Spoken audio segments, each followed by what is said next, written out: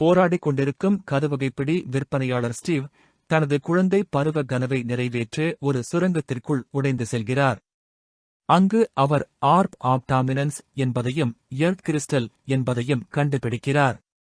இவை இரண்டும் சேரும்போது அவனை ஓவர்வேல்ட் எனப்படும் எளிதில் மாற்றக்கூடிய கட்டங்களால் உருவான ஓர் உலகிற்கு அழைத்துச் செல்லும் ஒரு வாயிலை உருவாக்குகின்றன. அவர் தன்னுடைய சொந்த சொர்க்கத்தை உருவாக்குகிறார், மேலும் பின்னர் நெதர் எனப்படும் நரகமயமான உலகிற்கான ஒரு வாயிலையும் கண்டுபிடிக்கிறார்.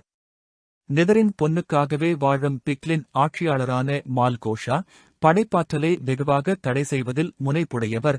அவர் ஸ்டீவை சிறையில் அடைக்கிறார். ஆர்ப் அவருக்கு ஓவர்வேல்டை கட்டுப்படுத்தும் சக்தியை தரும் என்பதால் ஸ்டீவ் தனது நாய் டென்னிஸை ஆர்ப் மற்றும் கிறிஸ்டலை எடுத்து உண்மையுலகில் உள்ள தனது படுக்கையின் கீழ் மறைக்க அனுப்புகிறார். சில காலத்திற்குப் பிறகு 1980 வீடியோ கேம் சாம்பியனான கேரெட் தி கார்பேஜ் மேன் காரிசன் ஐடஹோ மாநிலத்தின் சர்க்குலாஸ் நகரில் ஒரு முடிவரும் நிலைக்குச் சென்று வீடியோ கேம் கடையை நடத்துகிறார். அவர் ஒரு ஸ்டோரேஜ் ஏலத்திற்குச் சென்று விற்கத் தகுந்த பொருட்களை வாங்க முயல்கிறார். இறுதியில் ஸ்டீவின் பழைய வீட்டின் பொருட்களே அவருக்கு கிடைக்கின்றன. அதில் அவர் எதிர்பார்த்த அட்டாரி காஸ்மோஸ் கிடைக்காத போது ஸ்டீவின் பழைய பொருட்களான ஆர்ப் மற்றும் கிறிஸ்டலை அவர் கண்டுபிடிக்கிறார். அப்போது சகோதரர் ஹென்றி மற்றும் நேடலி தங்கள் தாயின் மரணத்திற்குப் பிறகு சர்க்குலாஸுக்கு குடிபெயர்கின்றனர். அவர்கள் டான் என்பவரை சந்திக்கிறார்கள். அவர் அவர்களின் ரியல்டர் மட்டுமல்லாது ஒரு மொபைல் பெட்டிங் ஷோவும் நடத்துகிறார். ஹென்ரியின் பள்ளியின் முதல் நாளில் அவர் உருவாக்கிய ஜெட்பேக் யாரோ சப்போர்ட்டால் செய்ய அது உருளைக்கிழங்கு சிப்ஸ் தொழிற்சாலையின் மாஸ்காட் சக்கி யை சேதப்படுத்துகிறது.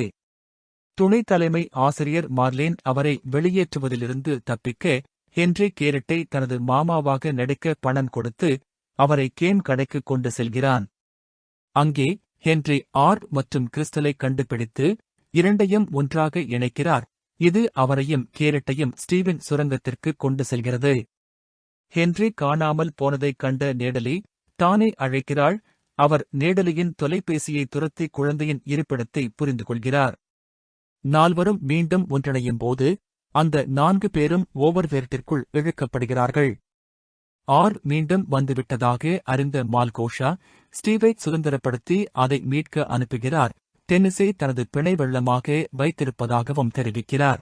இரவில் கொடுமையான மான்ஸ்டர்களுடன் போராடிக் கொண்டிருக்கும் போது ஹென்றி பிளாக்குகளை எவ்வாறு மாற்றுவது என்பதை கற்றுக்கொள்கிறான் மற்றும் மரத்தால் ஒரு கோட்டையை கட்டுகிறான். சண்டையின் போது எர்த் கிறிஸ்டல் நாசமாகிறது. விடியற்காலையில் ஸ்டீவ் தோன்றி மான்ஸ்டர்களை வென்றுவிட்டு புதிய கிறிஸ்டல் வுட்லாண்ட் மாளிகை இல் கிடைக்கும் எனவும் தாமும் குழுவுடன் இணைவதாகவும் கூறுகிறார். பயணத்திற்கு தயாராக அவர் அருகிலுள்ள கிராமத்திற்கு கொண்டு சென்று கிராஃப்டிங் முறையை காட்டுகிறார். ஆர்ப் ஆப் டாமினன்ஸை கைப்பற்ற நினைக்கும் பிக்லின்கள் கிராமத்தை தாக்குகின்றனர். ஸ்டீவ், கேரெட், ஹென்றி நேரலி தப்பிக்க நேடலி மற்றும் டான் பிரிந்துவிடுகிறார்கள் மற்றும் டென்னிஸுடன் நட்பாகிக் கொள்கிறார்கள். மால்கோஷா பேரரக்கன் பிக்லின் ஆன கிரேட் ஹாக் யை அனுப்புகிறார்.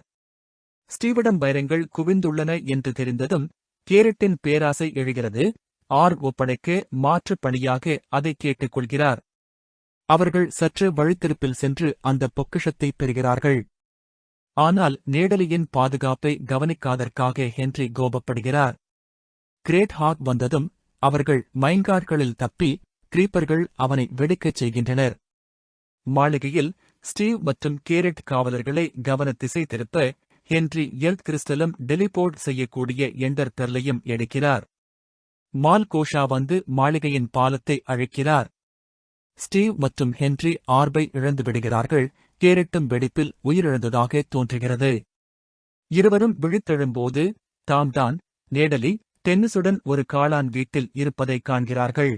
மால்கோஷா ஆர்பை பயன்படுத்தி நெதர் வாயிலை சக்தி வாய்ந்ததாக மாற்றி சூரியனை மறைத்து ஓவர்வேல்ட்டுக்கு எதிராக போரை அறிவிக்கிறார். குழுவினர் ஆயுதங்களையும் இரும்பு கோலன் படையையும் உருவாக்கி பிக்லின் படையெடுப்பை தடுக்கின்றனர். ஸ்டீவ் மால்கோஷாவுடன் நேரடியாக போராடுகிறார். ஹென்றி எண்டர் பெர்லை பயன்படுத்தி கிறிஸ்டலை மீட்டெடுத்து சூரியனை திரும்பப் பெறச் செய்கிறான். இதனால் மால்கோஷாவும் அவரது படையும் ஜாம்பியாக மாறுகின்றனர். இறுதியில் வெடிப்பில் உயிர் தப்பிய கேரட்டையும் சேர்த்துக் கொண்டு அனைவரும் சர்க்கிளாஸுக்கு திரும்புகின்றனர். அங்கு அவர்கள் பிளாக் சிட்டி பேட்டில் படீஸ் என்ற வெற்றிகரமான வீடியோ கேமை உருவாக்குகின்றனர். டான் தனது பூங்காவை டென்னிஸுடன் திறக்கிறார். நேடலி ஒரு டோஜோ திறக்கிறார். ஹென்றி தனது ஜெட்பேக்கை முழுமைப்படுத்துகிறார். கேரட் ஸ்டீவுடன் சேர்ந்து கேம் கடையை மறுபிரபலப்படுத்துகிறார்.